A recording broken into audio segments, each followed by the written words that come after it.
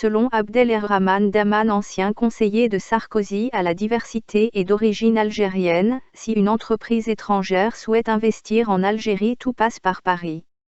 C'est un cabinet d'investissement privé qui est censé conseiller le gouvernement algérien concernant ses partenariats avec des pays étrangers ou des entreprises étrangères ou ses investissements en Algérie ou à l'étranger. Ainsi, c'est Christine Lagarde qui a décidé que l'Algérie allait investir plus de 350 milliards de fonds souverains américains alors que les États-Unis d'Amérique sont en faillite. Et bien entendu, pour ces pseudo-conseils, Christine Lagarde a dû être grassement rémunérée, et sans doute Sarkozy sait ce que deviennent ces 350 milliards de fonds souverains prétendument investis en Amérique. En réalité, ce cabinet prend les décisions à la place du peuple algérien et du gouvernement algérien et impose sa volonté. Ce cabinet autorise ou interdit à une entreprise étrangère d'investir en Algérie. C'est un cabinet officiellement privé, mais ce cabinet serait en réalité une branche du Quai d'Orsay qui décide si une entreprise peut investir ou pas en Algérie et y implanter des usines ou pas selon les intérêts français ou marocains. Le gouvernement algérien n'a aucun pouvoir ni le peuple algérien, tout se décide à Paris et probablement c'est l'État français qui continue de gérer l'industrialisation de l'Algérie et son agriculture et ses partenariats avec des pays autres que la France. Ainsi, ce cabinet aurait interdit à la société pétrolière russe Gazprom de s'associer avec la Sonatrach et aurait interdit aux industriels allemands comme Volkswagen de construire des usines en Algérie. Par contre, Volkswagen a été invité à implanter une usine au Maroc. Il ne serait pas étonnant que ce cabinet interdit les aides humanitaires et médicales destinées au peuple algérien venant de pays riches comme le Japon ou le Canada. Il est probable que ce cabinet décide des lois en Algérie et même de la constitution ou de la liberté de la presse et des lois fiscales et douanières du pays. Que cachent les accords d'Évian ? Tous les signataires des accords d'Évian seraient morts assassinés ou sont morts dans des accidents improbables, y compris le maire d'Évian, Camille Blanc, qui aurait été assassiné par l'OAS. Ainsi, en secret, il y a bel et bien un cabinet noir ou une main étrangère qui décide de tout à la place du gouvernement algérien, des généraux et du peuple algérien. Selon Gérard Fauré, l'OAS dépendait de Foccart puis de Charles Pasqua. Selon le journal Le Monde, de 1956 à 1962, la France a ordonné à ses services secrets d'assassiner des citoyens français favorables à l'indépendance de l'Algérie.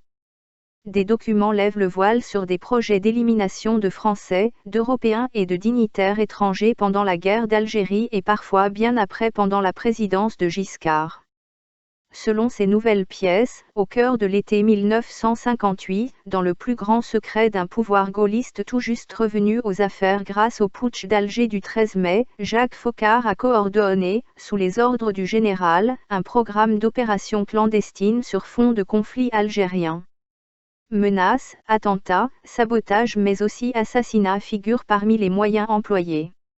Le service action du SDES, service de documentation extérieure et de contre-espionnage, devenu Direction générale de la sécurité extérieure, était chargé de mener ces missions. Constantin Melnik, conseiller du Premier ministre chargé des affaires de renseignement de 1959 à 1962, chiffrait le nombre d'assassinats à 140 pour la seule année 1960, sans pour autant fournir de détails. Daté du 5 août 1958 et intitulé « Fiche concernant les objectifs homothermes techniques qui désignent les assassinats », le premier document dresse la liste de 9 personnes à éliminer. Elles sont classées en 3 catégories. Les Français pro-Front de Libération Nationale, avec un nom, Jacques Favrel, un journaliste basé à Alger. Celle des trafiquants comprend sinon des vendeurs d'armes mais aussi des proches du Front de Libération Nationale, Front de Libération Nationale, dont un Autrichien, un Allemand et un Français musulman algérien, appartenant à un réseau d'exfiltration de légionnaires déserteurs.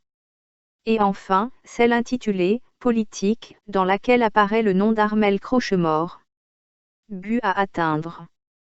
Au bas de cette pièce essentielle à l'écriture de l'histoire de la politique française d'assassinat ciblé, l'encre bleue de la plume de Jacques Foccart, dont on reconnaît la signature, indique que cette liste a reçu l'accord de l'amiral Cabanier.